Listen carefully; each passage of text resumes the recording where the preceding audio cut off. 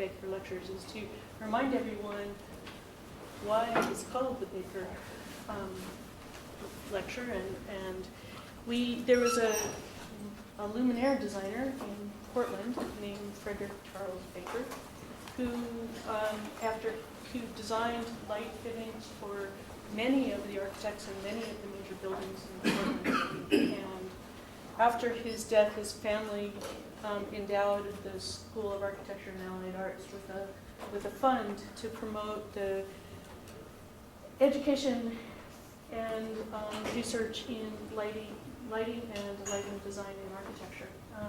And so we've been really privileged over the years to have a variety of people come visit us for a period of time, some for just a day, some for a term, as we are fortunate this year, and to be the Baker Chair. And these people have come here to teach and to lecture about lighting in the environment, and specifically at times in terms of the architectural or the designed environment. Though I think at times we design our environment perhaps by what we do in it. And I think that you'll find that tonight's lecture will be exploring both aspects of lighting and the work that she's done, which is both defining the design environment by putting lighting in it in a very particular way, and also for designing lighting to go into a fairly carefully designed environment. I've actually known Jill for Mulholland for some time. I've met her many years ago, and I won't say how many. 25? Yeah, well, it wasn't going to date you, it was going to date me. We're about the same age. And when Jill came here as a graduate student in the Option Tree program, and I had the privilege then of working with her on some of her endeavors when she was a student here. And she came to us with an interesting background, which was in archaeology, and then entered the Interiors program, the Masters of Interior Architecture program. And I significantly remember the studio that she took with me, which was designing a sacred space in the desert. And I don't know if I can claim some credit for the direction she's gone in her life, but you might see when she looks at West Texas what she's doing out there. Maybe it's making a sacred space in the desert still. However, Jill did do some things that were outside of classroom learning, and she started a self-directed research project while she was here, looking into the electric lighting in the world's fairs, and she went on with that to publish a number of articles on it. When she left here, she went to work for various lighting designers, both up in Portland and in the East Coast. She worked in a great range of different projects. She became very, very active in the lighting professional community, working for the International Association of Lighting Designers, which is a position that she still holds. And frankly, I think Jill's got a huge amount of energy because she's got at least 3 jobs that she does simultaneously. Teach and do lighting design with her art, and do work for the International Association of Lighting Designers. She decided to go back to school and get a PhD in architecture, focusing again on lighting much more explicitly than she did even in her background in interiors. And I think we're really fortunate today to have Jill come talk to us about the work that she's done. So please help me welcome her.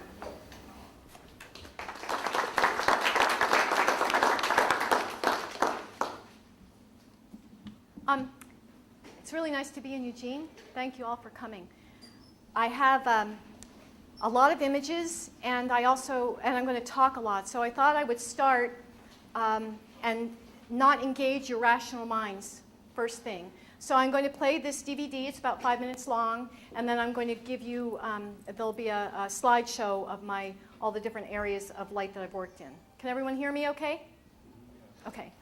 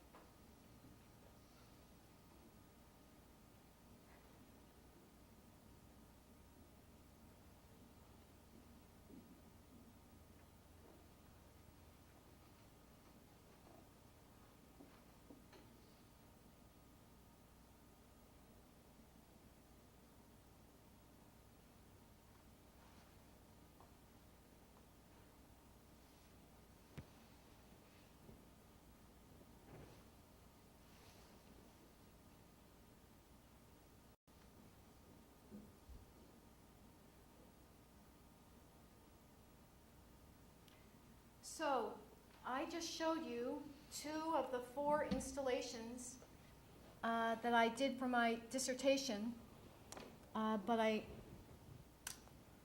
just one second, I can't do 2 things at once.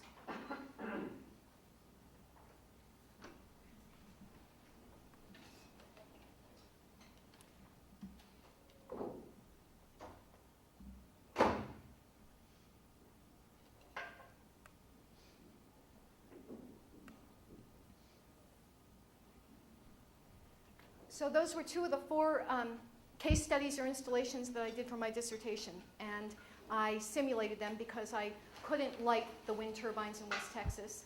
And I couldn't get the train. I could have done that live, but it would have been quite time consuming. And I thought I would show that to you first because I hope that while you were watching it, you at least found some parts of it beautiful, because most of my work is about the beauty of light. I received a Baker Research lighting grant when I was a graduate student, and I looked up lighting at the World's Fairs.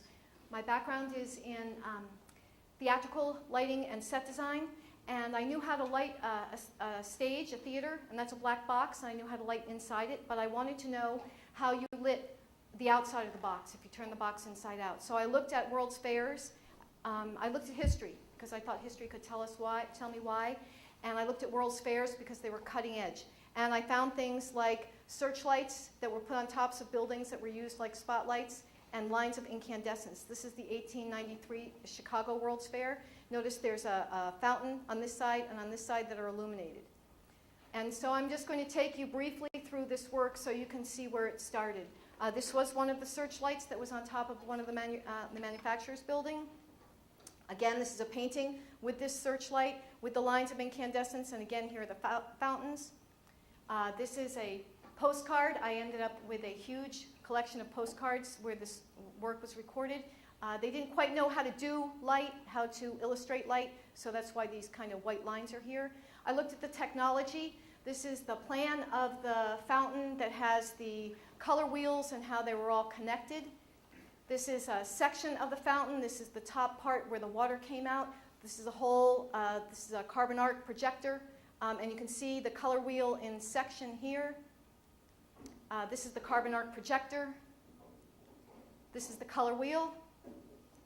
And these are the poor guys that had to work in this area with all these carbon arc projectors. I'm sure that they died a young, painful death because they breathed all this stuff. But this is underneath the fountain, and this is how it worked. I also looked at the Eiffel Tower, which is one of the few World's Fair buildings that are still extant. Most of them are stage sets. This is 1889, gas lighting and electric lighting. This is 1904. You can still see the lines of incandescence and the searchlights used as spotlights. This is 1924. You can just read Citroën, if I'm pronouncing that correctly, Eiffel Tower in neon. So the Eiffel Tower is showing the cutting edge lighting effects every year that they come up. This is the Eiffel Tower in 1931. This is the Eiffel Tower with fluorescents, about 5 miles of them in 5 colors that were suspended on the underneath part. This is a painting of the reflection of the colors of the fluorescents on the Eiffel Tower from 1936.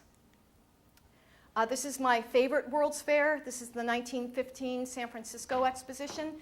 They're always allegorical. So this is the United States, and we're magnanimously pushing apart the Panama Canal for the betterment of the world.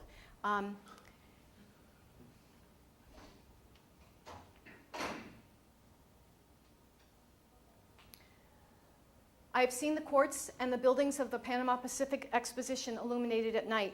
This is an artist that wrote this. And this postcard is a little beat up, but you can see why. This is 1915. The actual methods of applying light to buildings haven't really changed since then. The technology has, but not the methods. This is the rainbow scintillator, which is also called the aurora borealis. This is the Temple of Jules. It was 400 feet high, encrusted with 102,000 Australian cut crystals. And the lighting designer was an engineer named Walter Darcy Ryan from GE, and he was working with Navy searchlights. So he put a lot of these searchlights on top of the buildings and lit everything indirectly, which was magical. The reason I like this postcard is because it gives you context. This is the marina section of San Francisco. This is looking down the hill. You can see how many houses had electric light here, just a few. Then you're looking out at the bay, so you can see lights on a few of the boats, and you can see the stars. So this was a fantastic thing that no one had ever seen before, although we've seen it many times since. And this World's Fair, as you may know, had the Palace of Fine Arts by Maybach. It was the only place that didn't have any lighting in it because he wanted low lighting levels for it to be romantic. This will be important a little bit later. The fairs in the 1930s, people say that's what got us out of the Depression. They always had a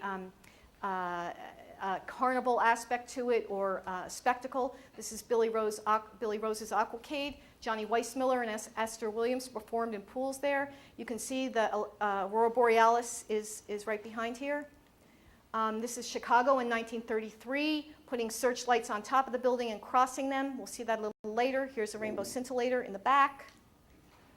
Dallas, 1936. We'll see this imagery in 1939 in San Francisco. This is the New York World's Fair in 1939. And one of the aspects of this lighting and spectacle is that people always watch. So you can see the little people down at the bottom looking at all of the light and color, because you can feel light. You know, it's embodied. We see it, we feel it, it's beautiful. And they had never seen anything like this before. This is one of the searchlights that had gotten bigger and better, and he could just operate it with this little tiny wheel right here. The last of the great Art Deco fairs was 1939, also in San Francisco. This is a ferry. This is on Treasure Island. These fairs were like stage sets. They were built of plaster and only lasted a year, and then most of them were taken down. This is called the Tower of the Sun and the Elephant Gates. You could take a ferry to this fair from San Francisco. It's in the middle of the Oakland Bay Bridge.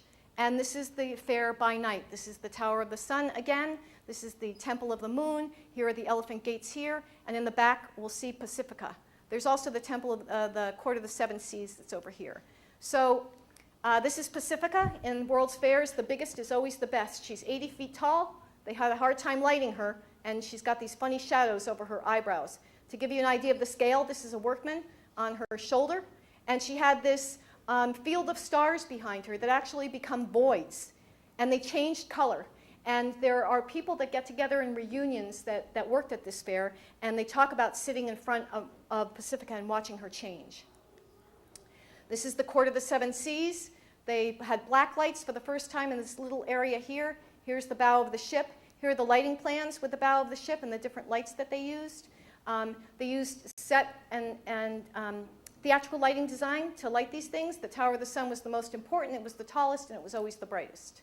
One of the faculty members from the U of O went to this fair and took pictures, and these are the images this is the image that I'm using. I went to this fair, to Treasure Island, and the only building that's still standing is the administration building, and along the edges are these beautiful Art Deco statues. In the airplane hangar, which is also one of the buildings, are some of the statues that are left over. And the Tower of the Sun, you could actually see its outline in this parking lot. It's not too clear in this picture. So I used that as a quick example of where I came from, and that was here at the U of O. I started the work, but I continued it quite a bit after I left here. Because I did the World's Fair work, I got my first job in lighting design, which was writing the master plan and then helping in the illumination and different mock-ups of lighting 18 bridges in Cleveland for Cleveland's 200th birthday in 1996. In light, you need something to compare it to. So I'm showing you this old grainy postcard of what a bridge looks like when it's dark and what it looks like when it's lit. Ross D'Alessi out of San Francisco did the design for these bridges, and we mocked them up for a festival in the summer of 1994. And you can see this is before computer retouch, so we could get this bridge blue, but we couldn't get these corners here. And we made this bridge red, and we made this one purple and blue. And he told me that I was going to write the master plan for light, and that he was going to get this job. And I said, what's a lighting master plan? And we made it up. I made it up. And luckily, Cleveland had a World's Fair in 1936, so I could use it as a precedent study of using light on a grand scale to increase civic pride and all that. These are magazine images of the bridges and how he lit them. There were 18 bridges, and I had to research them mechanically in all different ways. I really like learning new things, so it was my favorite lighting job ever. And then there were some more mundane bridges that we just washed with color. He got the commission. We beat out every major lighting designer in the country, and I was part of the award team that got that. The guy that lit the bridges, Ross Dialesi, lit the Panama Pacific still extant building Palace of Fine Arts in 1986. So when I showed him my World's Fair work, he could directly relate to it, and I'm sure that helped in him hiring me. Plus, no one else could write a lighting master plan. And this is an image of Cleveland in the 1936 World's Fair, and a postcard, of course. This is one of my larger projects I did for CUH2A in Princeton. This is Pfizer, their Safety Technology Center. All the architects and interior designers in this room, please take note that all these surfaces are really dark and don't reflect any light, so it has sort of a gloomy feel. But there were hundreds and hundreds of different kinds of lights in this project. One of the best things about this project and working at CUH2A, which is was a huge 350-person A&E firm, was that we had control of the ceiling. So Pfizer wanted to have these huddle spaces where people would meet and talk over coffee that were uplifting. So with control of the ceiling, I could make this cove, and I could float the ceiling, and if you have light on top of you, above you, it feels uplifting. And so that was probably the most fun with this project. This was the other project I worked on at CUH2A. This is International Tuberculosis Center that is in Newark, New Jersey. The architect wanted moonlight in the courtyard, which of course is easy to do if you've worked in theater. So I put kind of searchlights on the ceiling, colored blue. And this won all kinds of awards too. So that's my background, and I'm going to take you through a bunch of different images, and I'd like you, before you engage your rational mind and you say, oh, what is this and what does it do, to entertain the possibility that you could feel something from these slides. I hope at least one or two. But light can evoke any emotion that you want, really. At first, with the World's Fairs here, I thought it was only festive and celebratory. But it can be power, it can be patriotism, it can be memorial, it can be any of those things. This is the Vatican, lit with candles inside of jars in about 1450. Notice the people at the bottom just gazing at this in admiration. These are fireworks. Louis XIV loved fireworks, and the spectacle, light and color on a huge scale affects us. So here are some images, paintings of fireworks. Casinos and amusement parks took some of the styles of World's Fairs and applied lighting in lines of incandescent on a great scale to, so that people escaped from their everyday life and spent money and went to amusement parks. Walter Darcy Ryan, who lit the 1915 San Francisco World's Fair, was testing his searchlights, and he's out of Troy, New York, and he brought them up to Niagara Falls, and he turned them on the waters. And he turned these falls this different color. Now, we've seen lots of things like this today, but in 1906, this was major, and people stopped in their cars on the bridge and just stared at it, and they thought that the bridge was going to collapse. Okay, so we're back to the San Francisco 1915 fair, and this is, just to give you an idea of the scale, this is 48 36-inch searchlights in the Aurora Borealis, or the Rainbow Scintillator. And so if you look at this, and I show you the Aurora Borealis, he did a pretty good job. This is a postcard of the Aurora Borealis. You can see the people down here watching in that familiar theme. You can see all the searchlights up here. It was manned by a battery of Marines that changed the angle and the color to different music and fireworks. And because light needs a surface to reflect on, we don't see it when it's moving, right? So if I stand in front of this projector, then it projects on me. But if it doesn't have a surface, we don't see it in the middle. Ryan knew that, so he asked for a steam locomotive, which he got and anchored in the bay so that it made this steam so that the searchlights had something to reflect on. What a job. They named the fair at Jules City after the 102,000 cut crystals. I haven't ever found an image of that. I don't think that the cameras at the time were developed enough to get that kind of shimmer. This is a postcard of one of the jewels that they sold as a remembrance.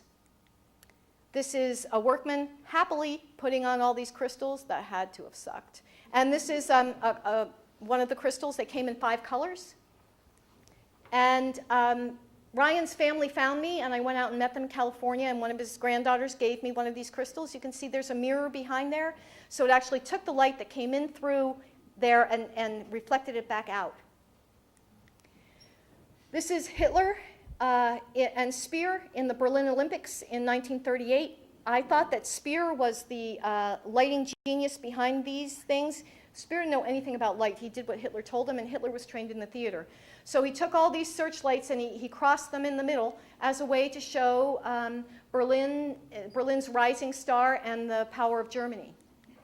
He also used every searchlight in the country to light the 1937 Reichspartag, which is the Nazi party rallies. And they describe it as a cathedral of ice. This is the German pavilion in the 1937 Paris World's Fair. I don't know about you, but I can look at this in the day and then look at this in the night, and there's a sinisterness about this. Also, it's a very tall building, and they had to light it from below, just like Pacifica, so the shadows are in the wrong place. So I use this as an example that light can really portray any emotion. It's not just the good ones. This is Berlin that Speer decorated for a visit by Mussolini. They put up these columns with the swastika here and the eagle all through town, lit them up. You know, sometimes we don't know really the best use for things when they're new, and these searchlights were perfected by World War II, and this is a wonderful night war photo, so we could fight wars at night too with these searchlights. We didn't have to wait for the sun to rise. Without lights, there would be no Las Vegas. And the power and the money that started in World's Fairs have moved to Las Vegas now. And Las Vegas and all the casinos know, as the Vatican knew, as most all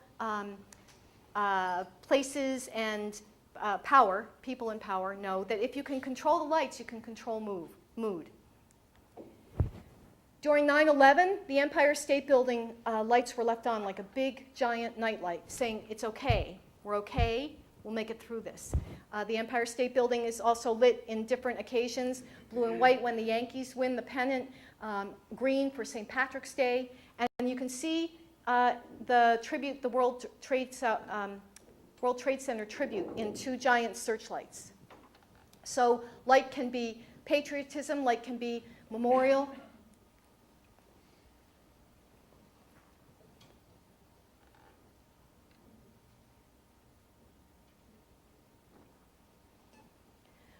Light is not ephemeral. It is something. My work is on the relationship we have with light. You can feel the light with your body. Thank God James Turrell wrote that, because there was nothing else written about any of these things when I started the PhD. As an example of feeling the light with your body, I think fireworks are the best example of that, because you get that, oh, or the color or the design is large and overwhelming and very beautiful. So these are just a couple of sets of fireworks to remind you that you felt this too. Now, you probably don't feel this stuff as much as I do, but you can if you want to.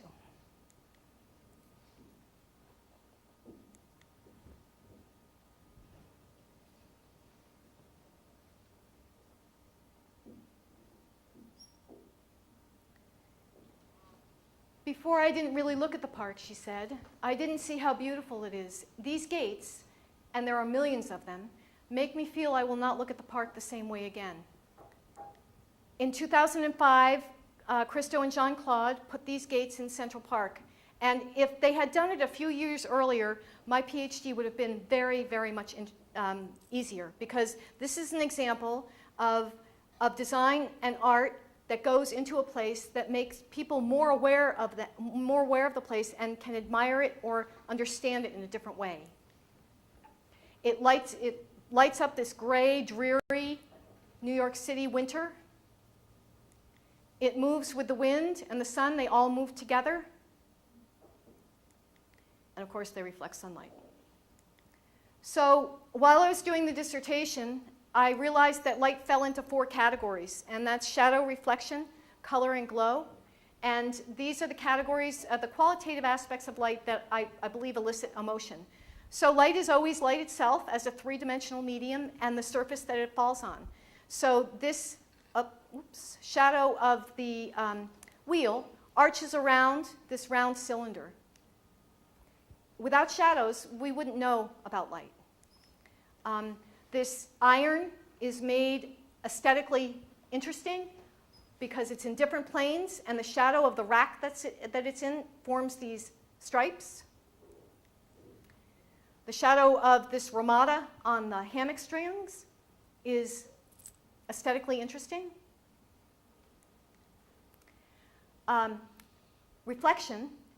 Reflections are glittery and festive and entrancing and hypnotizing, and we like them. Now, too much reflection is glare, and that's bad, but little bits of reflection are celebratory. So the beams, the sides of these beams lit up one morning for three minutes, and that's what you looked at first. You looked at the brightest thing first. You're always attracted to the brightest object. Your eyes are.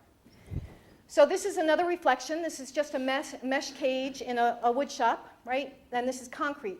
You don't have to have a mirror for reflection. It just has to be a flat surface. And to me, this is a new world, right? So this is iron mesh, but then it gets reflected into this whole new area that I can't quite get into, but I know exists. And I need to remember this for a little bit later.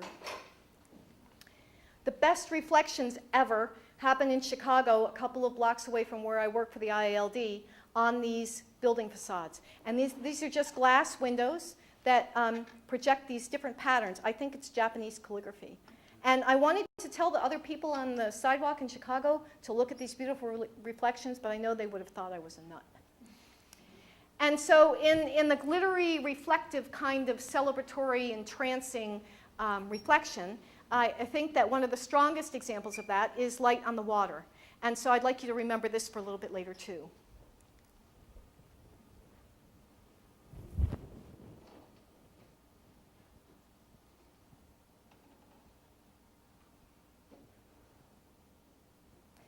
Perhaps it is the synonymous quality of light and color that pierces the heart. Surrendering to it carries a person beyond the land's harsh extremes to acceptance, then relief. You know, when you have to write PhDs, they're really boring. So I included quotes of people who are way more eloquent than I. Color, the third aspect of light, I think is what makes our life better. These cactus flowers almost form a new plane. They're really bright, they're really vibrant. And I don't think that it's any mistake that we use color in flowers to make people feel better in sick rooms. This is Goat Mountain in Big Bend National Park under 3 different lighting conditions, totally different colors, different seasons. Flowers, of course, do color the best. Many flowers are UV fluorescent, so these colors have an even deeper feel, these purples, because insects and birds see in UV. Unfortunately, we don't. Oregon has a nice aspect of the rain, I think the only one that I could figure out, in that colors are more vibrant, right? If you don't have that big, bright washout of sun, you can see colors and they get almost a luminous quality to them in this grayness. And in cloudy days, you can see many more colors.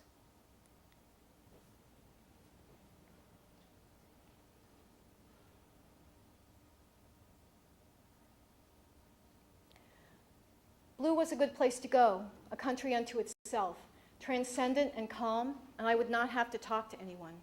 I think out of all the colors, blue has the ability to draw you into that introspective space.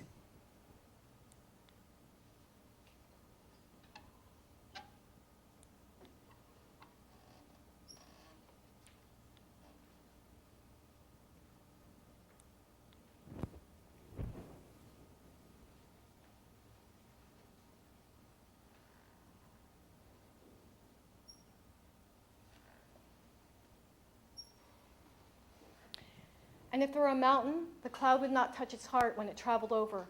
And if there were an island out in the sea, the waves on its shore would never come over the place in the middle of the island. To get to God, whatever your definition of God might be, it's got to glow. And so glow, a scientist might tell you that all light is reflected and they're the same. But to me, they're very different. These are glass beads, these are reflected, and these are glowing. And they're very different. They look different and they feel different. This is some glass that I've been working with. Reflected, pretty, glow, outstanding. Some of the rocks that I worked with in West Texas took light in very well. This is the same rock in each of these images. And glowing is much stronger than reflected. So now we're coming to the dissertation.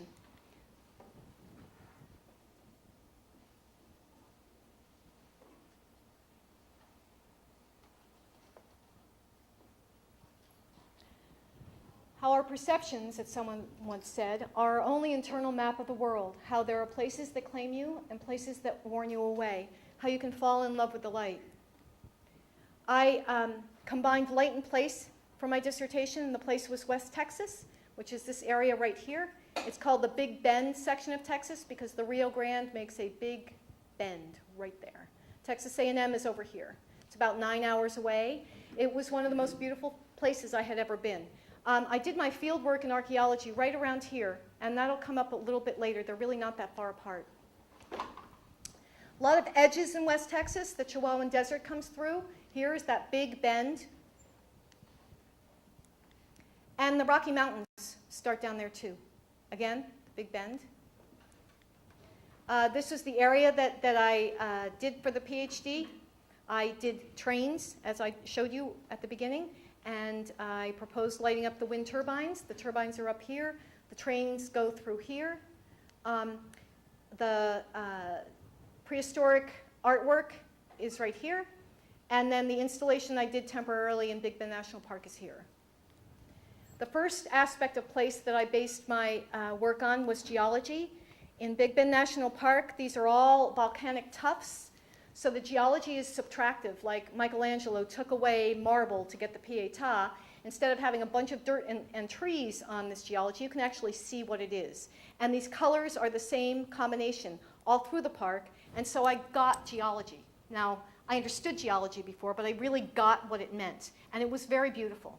So I did 1 million tests, and I worked with glass, and glass reflects light beautifully. And I got these wonderful kind of firework type things. And I went to Corning, and I sandblasted glass, and I broke glass, and I engraved glass. And I worked with a glass blower who did these different shapes. And I worked with UV glass.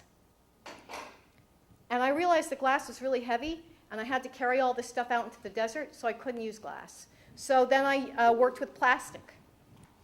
And I ended up getting about $1,000 worth of plastic tumblers from Costco and Target, and in these colors, and you can see that they're mixing in the middle. And I was going to design a place of respite in the desert that was in the shade that projected colored light onto the rocks around it.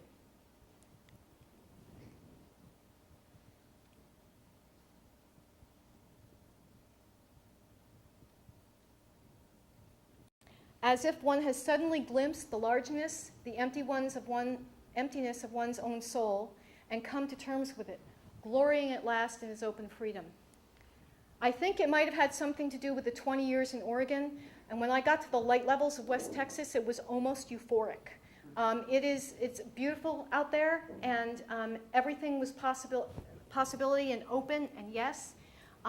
I installed on an archaeological site temporarily. I sent them a 3-page application of where I wouldn't. The installation was back at these rocks here.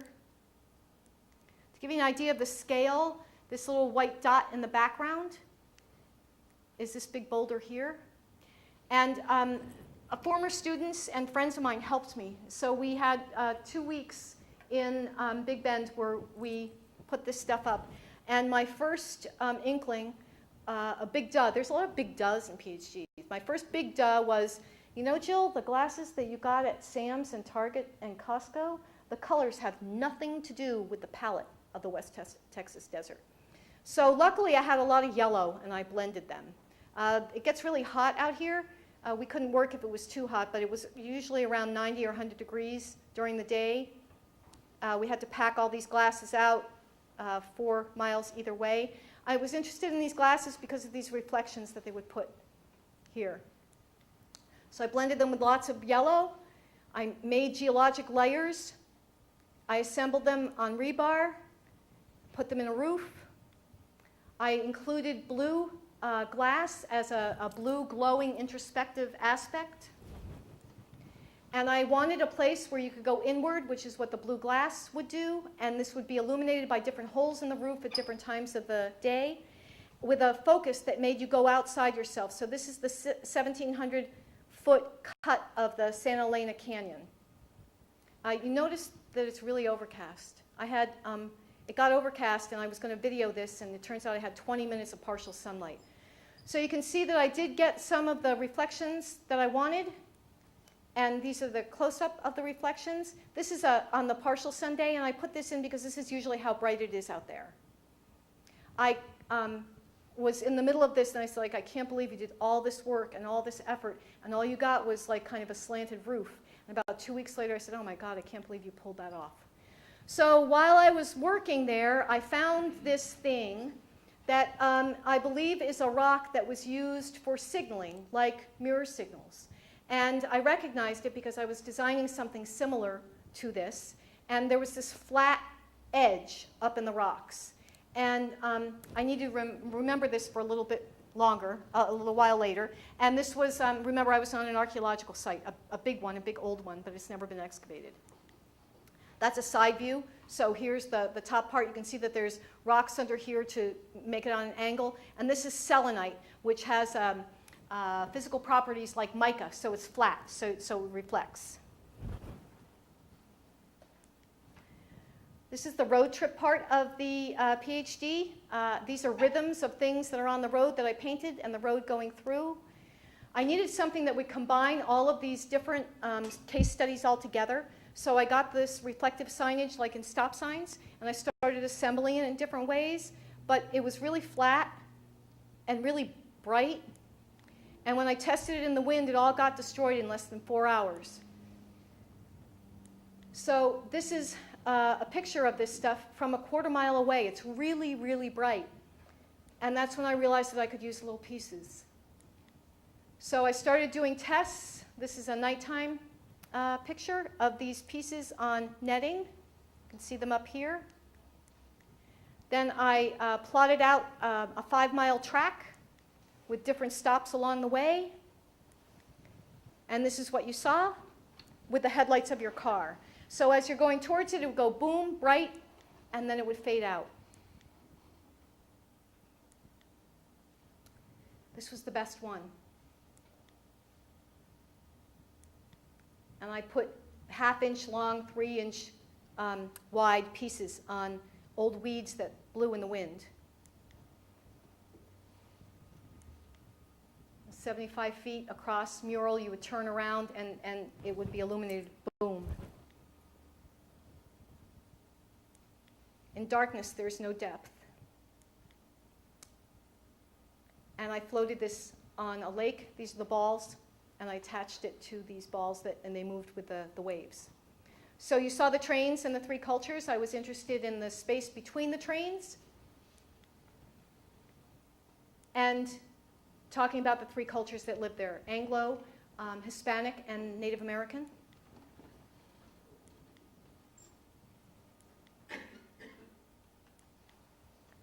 And you saw the wind proposal. These turbines are really quite beautiful, and I know they're not 100% perfect, but they make these shapes. They all turn in the same speed off kilter, and they make these wonderful shapes in between them.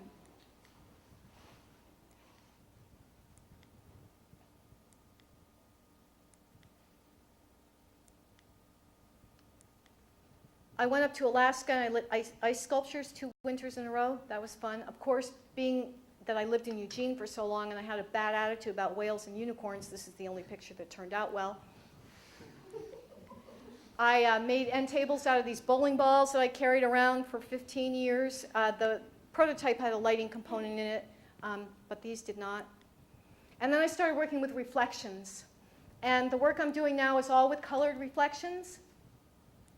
Those were the images in the poster.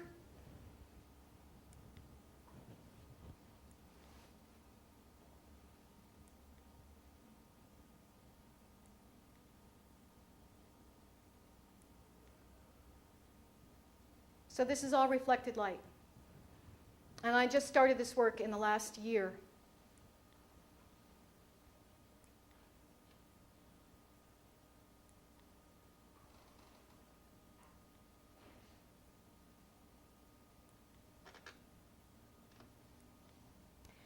I have a commission. I just installed these in Los Angeles on my way up. I have 4 prototypes, all different shapes, all different angles, that are working with mirror tracking skylights that are in these skylights. I put up one that was really ugly that I hated because I needed more surface area, and of course that's the one that's working the best in these pictures. I've only gotten a couple of pictures. 2 of my former students are there, so you can see these reflections I'm putting on the ceiling. It also puts color on the walls.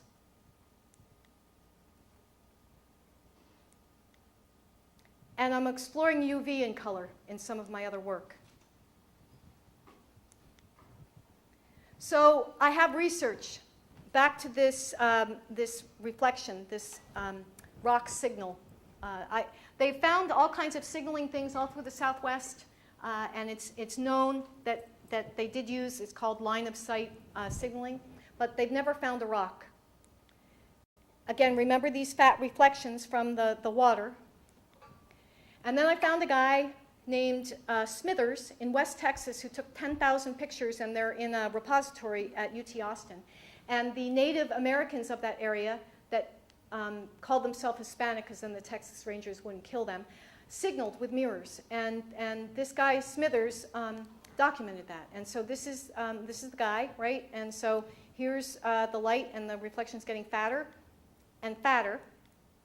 And they used to put the mirrors in bowls with water on a full moon to make the mirrors stronger.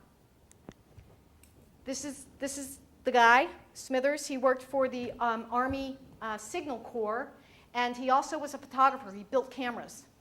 He had a really good, really highly developed eye for light, which is probably why he knew about these signalers. This is him talking about his camera.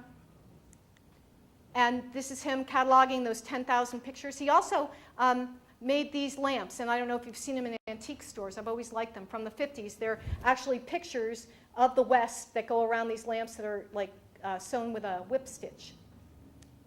He asked for a certain specific kind of bird, and he asked the 2 people he knew that did signaling, and he got this species from 68 miles away in less than 2 days. So they could talk in languages.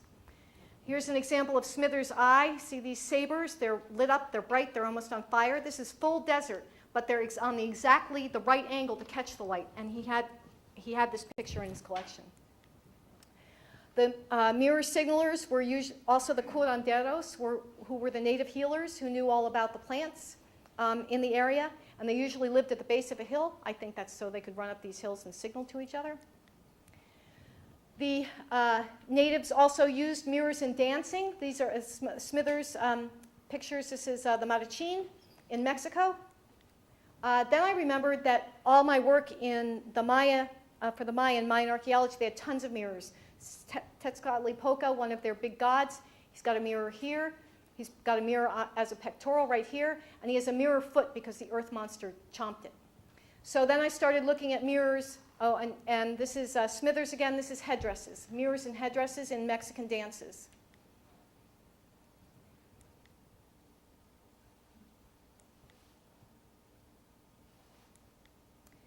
This is a Mayan god looking in a mirror, dancing. Olmec, they were the first in Mesoamerica, the really, really old ones. They also had mirrors. Again, Maya, the maize god with a mirror around his neck, a pectoral. Remember this? In these Mayan vase paintings, here's a bowl, here's a mirror, another mirror in a bowl. And then these are different mirror motifs at Teotihuacan, which was a little bit later. And in the Maya, headdresses. So remember this with another world. The Maya also used that mirror as an entry to the underworld in their art. And you can see this. This is Quetzalcoatl. They're kind of like Jesus Christ person who's coming, a feathered serpent passing through a mirror to come into the world. So let's see.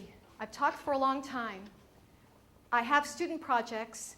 My students, while I was doing the PhD, also performed, they did light installations, which were similar to some of the case studies that I did. And I think maybe I'll end here because it's been 55 minutes. And if you'd like to see more, I can show you or not, whichever you'd like. Okay, this is, my liberalness got tested in Texas a lot because the guy who knew that he could push the most and do the biggest and most spectacular thing was a Corps of Cadets. He's in Marine Officer Training School now. He flies helicopters. It's also a bit of a pyro, so he works with flamethrowers. But he was so conscientious that we let him do this. He built this pond. This pond does not exist there. This is the copper tree that he pumped propane through. And he lit it. You see his little jarhead hairdo. They call each other jarheads. It's not derogatory. And then a friend of mine's a choreographer. And so we brought the dance department over, and they danced in it. And it was quite spectacular. We had about, 500 people show up at that light show. There were other projects, and this is to give you an idea of the scale. This is the 4th and the 3rd story of Lawrence Hall. Here's the pond that he put in. This is the 1st floor here. Another student the same year framed one of the main pillars going into the college. And they danced and threw their shadows. This is one of the first projects in 2002.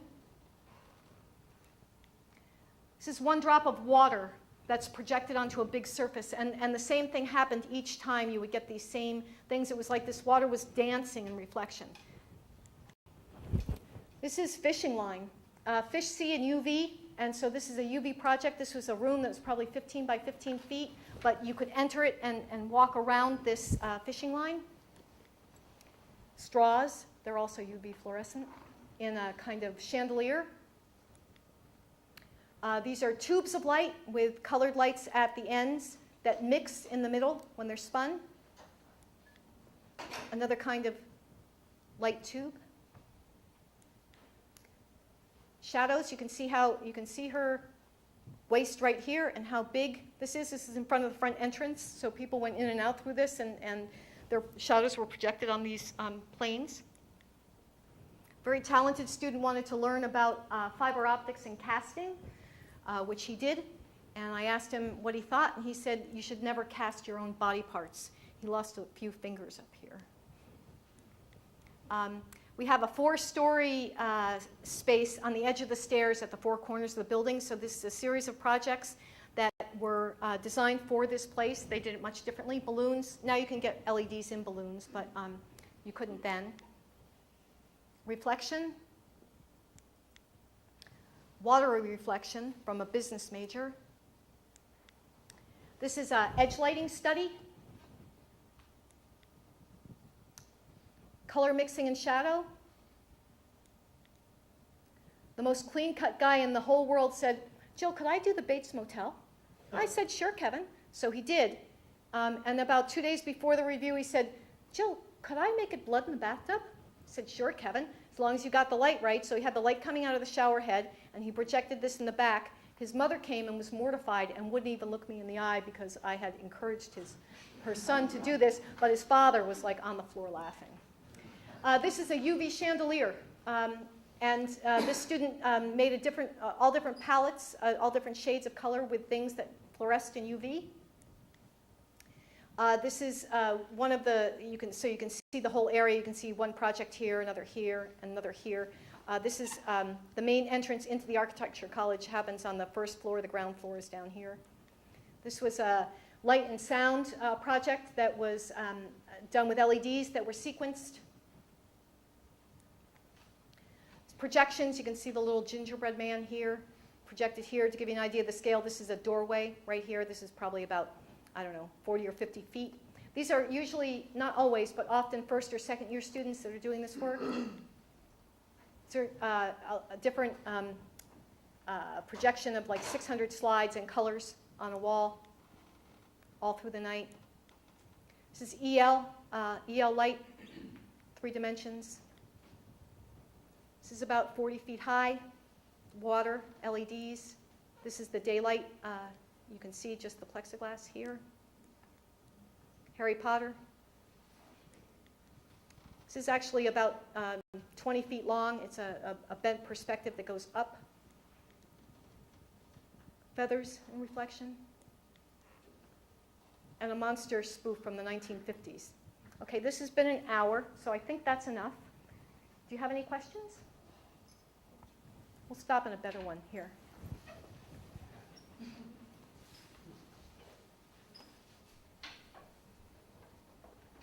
Ginger's going to turn the lights on. This is your moment now. Any questions? How does the surface that the reflection is on change with the different medium? And does the what have you found with the texture of that surface? How does it, what difference does it make with the lighting? Well, any flat surface will reflect. The flatter, the more highly polished the surface is, the better it reflects. So mirrors work because, of course, you have that flat glass in front, and then you have that silver in the back that's taking all the light that's going through the glass and bouncing it back. But, you know, I could signal with the top of this desk. But if it's rumply, if it's like a rug, it works less well. But anything that's kind of flat will reflect, and as I showed you in the work that I'm doing, those things aren't flat and they still reflect. More questions? Jenny? Are there going to be a set of experiments showing up around Mulholland? As a matter of fact, there are. March 8th. I paid her before she came in here. My studio will be exhibiting projects on March 8th from 7 to 9. And I'm teaching the electric lighting class. We're going to be making centerpieces for the IALD annual awards dinner. And I'm hoping I can talk them into exhibiting on the same night. So the centerpieces, I think, will be in this room, and the probably 12 installations will be throughout the building. Allison? What was the process in creating your more recent work? Was it experimentation with the reflection, testing various materials? Yes. All of this is all one body of work. So the stuff that I started maybe 15 years ago kind of pervaded, like the PhD, those glass kind of rocks that I had, and those erratic reflections, I really liked those. And so I tried to find a material, and I tried many before I got ones that I could really control. So the ones that are in the poster and the ones that I showed you, the sort of swirly things, those are more prototypes. So I did that. I held the material in one hand. I bounced light off a wall. I held the camera in the other. So what I'd like to do is make them permanent, but right now it's still in the prototype stage. Has anyone ever done any study on light levels, light quality, and anxiety? Yes. And actually they're doing that stuff right now, and they're finding that people with Alzheimer's and any of that memory stuff, that they're writing into the codes now in Washington that the lighting has to be addressed because they can control that. They can make people much calmer. It's better for wayfinding. They can light the walls and the rooms better. And so yes, people are studying that right now. I recently did some work for the military on noise levels and anxiety. Yes. And I was thinking there must be something similar with light. I'm doing a project in Portland in the historic district. And one part of the historic district has low pressure sodium lights, and the other has high pressure sodium lights. Neither of which I ever specified in the 10 years I was a lighting designer, because they're both horrible. But for an urban context, literally, you could fly over the U.S. at one point and see all bright white, and then it started getting more orange through time, low pressure sodium. But it was interesting to see the difference that it had on the architecture, because this was all street lighting. The difference it had on the architecture, one was more harsh and glaring, and the other was softer and warmer, and you had a different feeling in the urban environment. Yeah. I usually tell my students that it's no mistake that when you see these movies where they're torturing someone and they want to tell the secrets, there's always this bright, glary light right above their heads. So I think it's very much like the noise levels. More questions? Thank you so much for coming.